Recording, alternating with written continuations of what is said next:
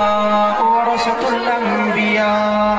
صدق الله مولانا العظيم وصدق رسوله النبي الكريم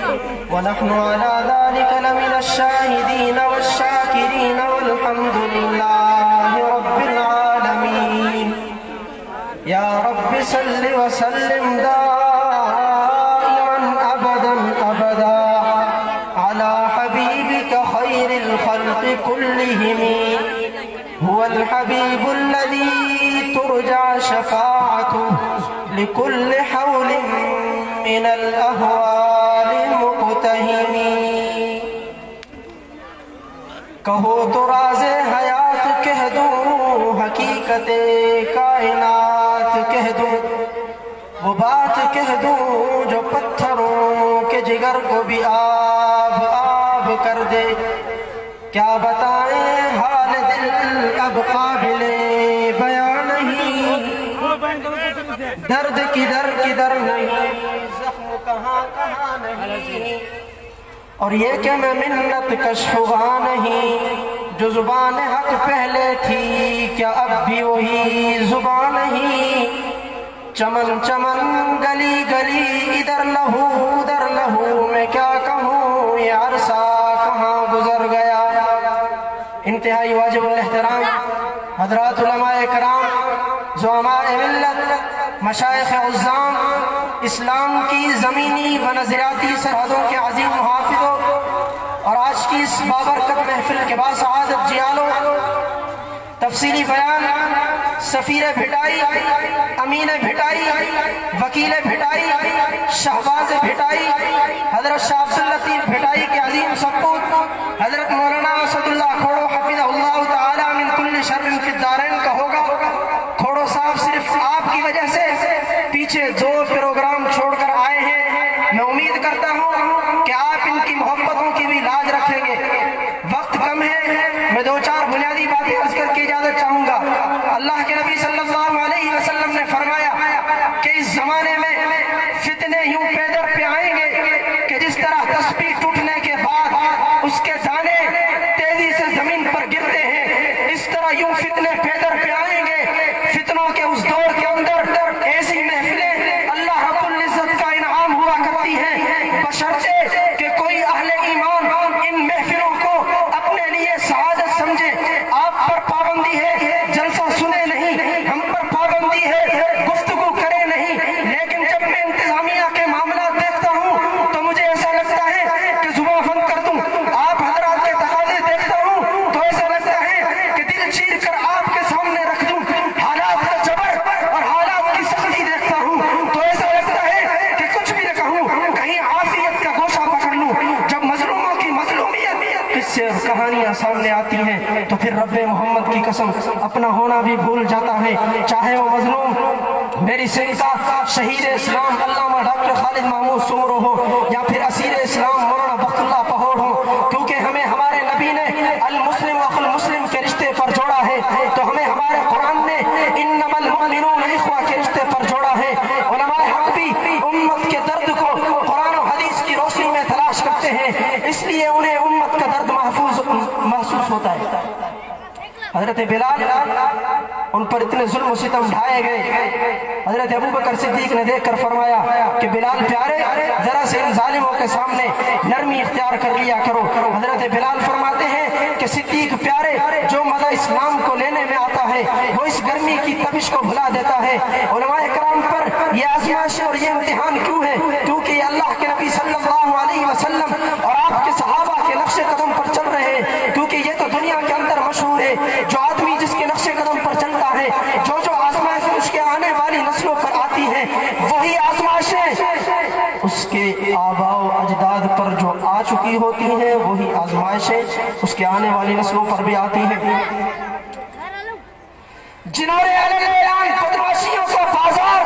گرم کر کے رکھا ہے ہم پر کوئی پابندی نہیں میں نہیں ٹکراتا تمہاری سیاسی مسلطوں سے میں نہیں ٹکراتا تمہاری ابرم بختی سے لیکن تم بھی نہ ٹکراؤ میری محبت مصطفیٰ سے یاد رکھو اگر تمہیں اپنے قائدوں اور کتوں پہ مرنا آتا ہے تو پھر ہمیں بھی قرآن کے وارثوں پر مر مٹنا آتا ہے پھر ہم بھی مارنا چاہتے ہیں۔ آقا صلی اللہ علیہ وسلم کے وارث ہوتا، مدینہ کے ہر گھر میں لاش تھی۔ مدینہ تھا کتنا، جتنی مسجد نبوی ہے، احد کے وقت مدینہ اتنا ہی تھا۔ اس کیفیت میں قرآن انہیں یہ کہہ رہا تھا فلا تہینوا فلا تحزنوا، میں مسیح خواہ نہیں کہ میں ماتم کروں، نوحہ پڑھوں، میں رسول اللہ صلی اللہ علیہ وسلم کا امتی ہوں، میں داعی قرآن ہوں، میرے ذمہ ہے اس امت کو حوصلہ دینا، میرے ذمہ ہے اس امت کے جذبوں کو زندہ رکھنا۔ آج دو چار ملامتیں اپنے ضمیر کو بھی کرو، اپنے نفس کو بھی کرو جو بہت دور چلا گیا ہے اللہ کے نبی صلی اللہ علیہ وسلم کی زندگی سے۔ آج ہماری شادیاں کتنی دور ہے پیغمبر کی زندگی سے، آج کا تاجر کتنا دور ہے پیغمبر کی زندگی سے، آج کا وکیل کتنا دور ہے پیغمبر کی زندگی سے، آج کے حکمران کتنے دور ہے پیغمبر کی زندگی سے، خود ہم کتنے دور ہو چکے ہیں رسول اللہ صلی اللہ علیہ وسلم کی زندگی سے۔ نہ ہماری شادیاں ان جیسی، نہ عبادات میں ان جیسے، نہ اخلاقیات میں ان جیسے۔ یاد رکھو آج اگر ہماری کمزوری نہ ہوتی تو دشمن میرے نبی کا چھٹا مذاق نہ اڑاتا۔ ہم نے خود رسول اللہ کی امت کے پخیے اکھیڑے، کہیں عرب و عجم میں تقسیم ہوئی، کہیں قومیت میں تقسیم ہوئی، کہیں لسانیت میں تقسیم ہوئی، کہیں فرقہ واریت میں تقسیم ہوئی، یوں امت ٹکڑیوں میں بٹ گئی اور نحن الامہ کا نعرہ پیچھے رہ گیا۔ النبی اولا بالمؤمنین من انفسہم، مسلمانوں صحابہ کے سامنے یہ قرآنی نظریہ تھا، اس لیے خبیب سولی پر چڑھ گئے، اس نظریے کو نہیں چھوڑا۔ حضرت حمزہ کی لاش کے 14 ٹکڑے ہوئے، اس نظریے کو نہیں چھوڑا۔ کیوں؟ النبی اولا بالمؤمنین من انفسہم، اے اہل ایمان تم پر تمہاری جانوں سے زیادہ میرے محمد کا حق ہے۔ جب بھی معاملہ اللہ اور اللہ کی ذات کا بندے کے ساتھ آیا ہے، اللہ نے اپنا حق بندے کو معاف کر دیا ہے۔ آپ کی آنکھ کا مسئلہ ہے، ڈاکٹر کہتے ہیں کہ اگر آپ نے سجدہ کیا تو آپ کی آنکھ چلی جائے گی۔ علماء امت فقہاء امت فرماتے ہیں کہ اپنی آنکھ بچا سجدہ معاف۔ آپ کی جان کا مسئلہ ہے، آپ کو شوگر ہے، ڈاکٹر صاحبان کہتے ہیں کہ اگر آپ نے روزہ رکھا تو خطرہ ہے آپ کی جان چلی جائے گی۔ علماء امت فقہاء امت فرماتے ہیں کہ روزہ معاف، اپنی جان بچا، صحت ہو تو رکھ لینا، نہ ہو تو فدیہ دے دینا۔ وہی اللہ، وہی ہمارا رب جو ہمیں یہ کہہ رہا ہے کہ میرے بندے تیری جان کا مسئلہ میرا روزہ معاف، تیری آنکھ کا مسئلہ میرا سجدہ معاف۔ وہی اللہ ہمیں کہہ رہا ہے النبی اولا بالمؤمنین من انفسہم، اے اہل ایمان تم پر تمہاری جانوں سے زیادہ میرے محمد کا حق ہے۔ اللہ کے نبی صلی اللہ علیہ وسلم ایک دن شہر سے باہر نکل گئے، آقا علیہ السلام کی نظر قافلے پر پڑی، قافلے میں سے آپ نے قافلے والوں کو بولا، اس قافلے میں سے اللہ کے نبی صلی اللہ علیہ وسلم کو ایک اونٹ پسند آیا۔ آپ نے قافلے والوں سے کہا کیا آپ یہ اونٹ بیچیں گے؟ قافلے والوں نے پیغمبر کریم صلی اللہ علیہ وسلم کے جمال کو دیکھ کر بولا، آپ کے حسن و کمال کو دیکھ کر بولا جی ہاں ہم بیچیں گے۔ اللہ کے نبی صلی اللہ علیہ وسلم نے فرمایا کہ میں تو خریدنے کی نیت سے آیا نہیں تھا۔ قافلے والے حیران رہے،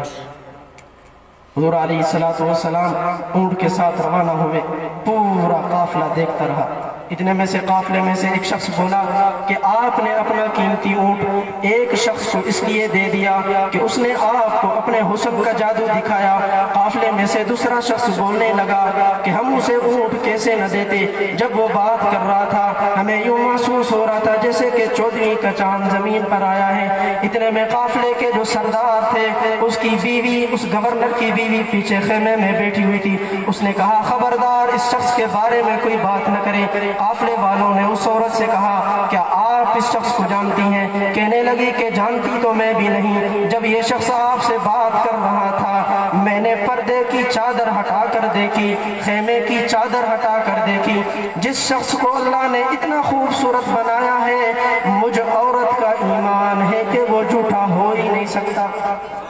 کہنے کا مطلب یہ ہے کہ اللہ تعالیٰ نے اپنے ہر نبی کی ادا میں کوئی نہ کوئی کمال، کوئی نہ کوئی وصف، کوئی نہ کوئی جمال رکھا تھا۔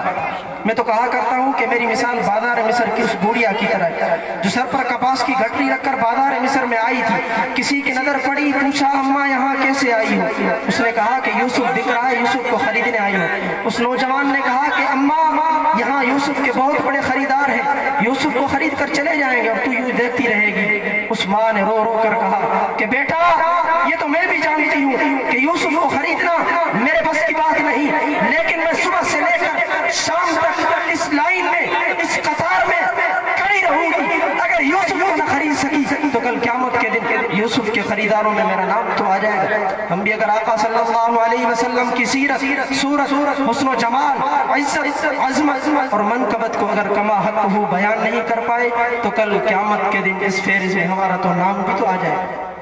وقت ساتھ نہیں دے رہا، میں آخر میں انہی اشعار کے ساتھ اپنی تقریر کا اختتام کروں گا۔ ملک و ملت پہ فدا عمر رواں کرتے چلو، کہ حیات چند روزہ جاویداں کرتے چلو، خالد و زرار کی دینی حمیت کی قسم، بت گدوں سے پھر بتوں کو بے نشاں کرتے چلو۔ زندگی کیفی اسی حسن عمل کا نام ہے، کفر کو نابود حق کو جاویداں کرتے چلو۔ شراب و شیشہ ذکر بتاں کا وقت نہیں، اٹھو اٹھو کہ یہ خواب گراں کا وقت نہیں۔ زمانہ ڈھونڈ رہا ہے عمل کے شیدائی، خطائیں معاف حسن بیاں کا وقت نہیں۔ روش روش پہ خزاں کے نقیب ہیں یارو، چمن بچاؤ غم عاشیاں کا وقت نہیں۔ بڑھو کہ بڑھتی چلی آ رہی ہے شام حیات، عمل کا وقت ہے آہو فغاں کا وقت نہیں۔ وما علینا الا البلاغ۔